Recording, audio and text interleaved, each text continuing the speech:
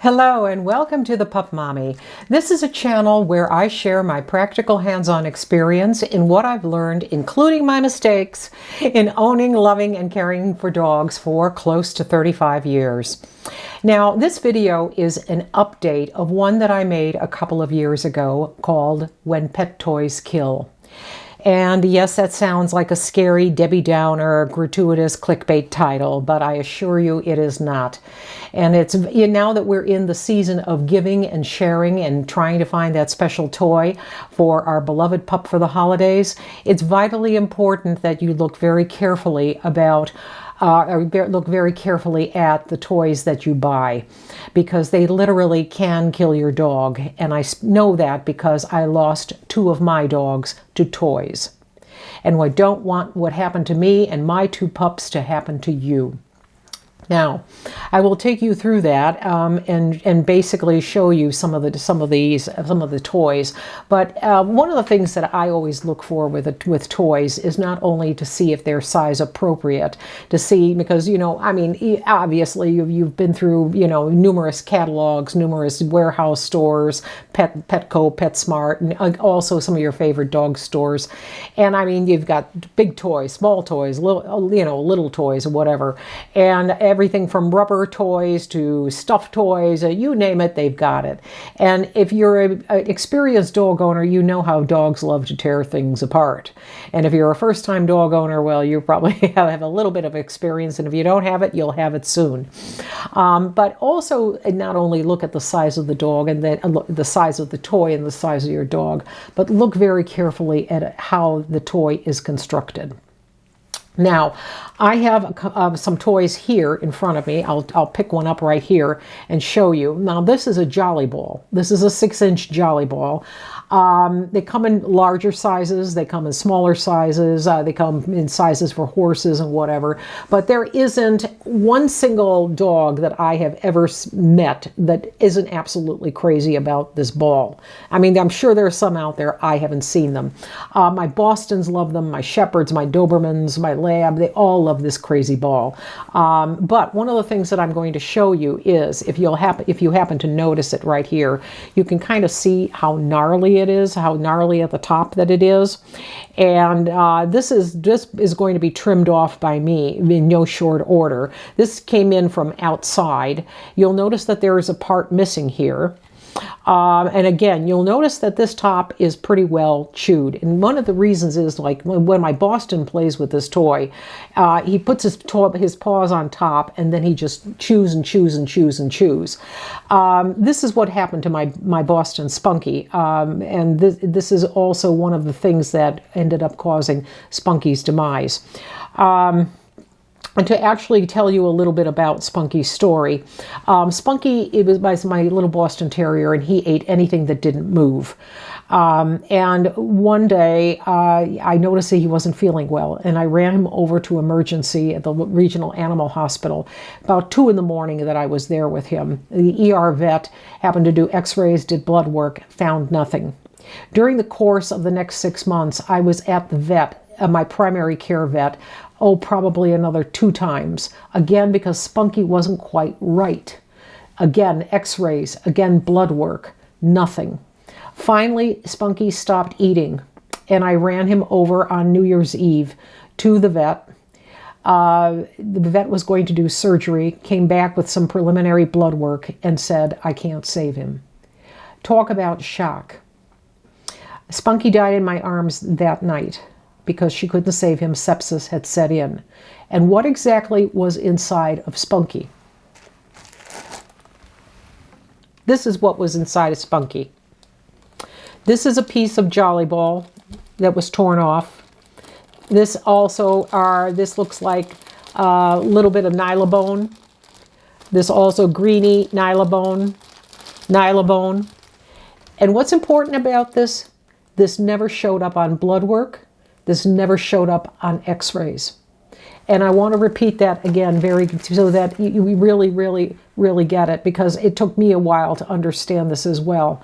What she wrote in him when she did his necropsy, found inside Spunky, the red piece perforated distal ileum, at the adhesion site. The rest was in his stomach, which was ready to perforate. Again, not picked up on x-rays, not picked up on blood work. And this is an example of one of those nylobones. It's a much larger bone. This is like for the shepherd size. But one of the things that happened with Spunky is that having a multi-dog household like I do, sometimes I think what Zarina would do is she would get a hold of one of these bones. And it's something else to keep in mind also, especially if you own dogs with powerful mouths, like a shepherd, like a mastiff, like a Rottweiler. They can snap these in half very easily. This is supposed to be a chew toy, but they can snap them in half. 1, 2, 3. And that's what happened, I think, with Spunky, is that, you know, I have multiple toys in my home. And again, this is where having a toy box also comes in handy. I have a toy box for my dogs. After they're through with everything, I put it in the toy box. But of course, no matter how fast I put it in, they take it out again. And I think what happened with Spunky is that he would end up, you know, again, chew toys, things that they tell you are digestible, not necessarily the case. So you've got to be very careful when you're choosing your toys. Another thing I will show you is also, this is what they call an orca ball. This particular size is no longer available, but it is on the market in a smaller size. But one of the things I wanted to show you is never underestimate your dog's ability to chew. You see this over here. This is already separated. This was done by a Boston. This is about, I want to say, 1/4 of an inch thick when you look at it, and yet when they get chewing, they can chew. And so this is something that, you know, I'm watching very carefully. I may have to take this ball entirely away from him. So far, it's not broken off, but when pieces start breaking off, this is something else that you need to look at and be very careful about. Again, just like this with these toys that get all gnarly and stuff, just take a scissor and start cutting all this off, because it could end up in your dog. It's one thing if, you know, when it goes into your dog, depending on the size of your dog, it can pass through very easily. But there are other times when it goes inside your dog, and that's not going to be the case. And in Noelle's case, with this rope toy that you see, Noelle, sometimes in the middle of the night, and I don't have a camera on him, I can only surmise, but Noelle, I you know, occasionally would not be able to sleep, and he'd get into the toy box and he'd start chewing. He chewed off a piece of the rope toy, and again, wasn't feeling well. I didn't like the way he looked. I ran him over to the vet, took an x-ray. We saw something. Vet said, maybe we can medically manage it and we can pass through. 1 week later, nothing happened. He was feeling worse. Ran him over to emergency. They decided to do operation on him. And 2:30 in the morning, I get a call from the vet. I can't save him. Because it turned out that a piece of the rope toy, a piece of that actual knot, was chewed off, and then the strings from the knot entwined themselves around his intestine and his stomach, and when he walked, the rubbing caused perforation and sepsis set in. So I found myself at like 2:45 in the operating room with my arms around him when she gave him the injection that sent him over Rainbow Bridge.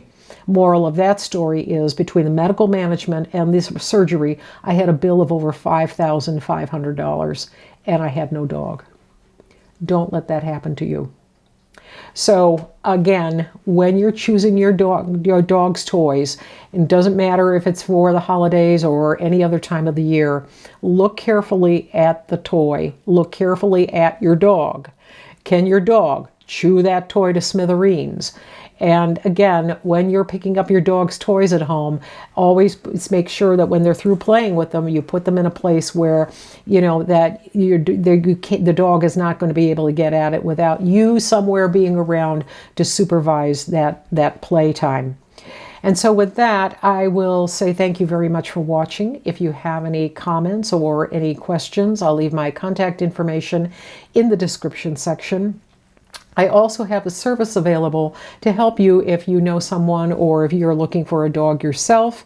I have different packages available with different services. So if you'd like my help in helping you find the perfect dog for you and your family, again, I will leave my information in the description section, along with I can give you if you'd like to just talk and see find out a little bit more about the services I offer, you certainly can do so. There's a complimentary free 60-minute consult available for you.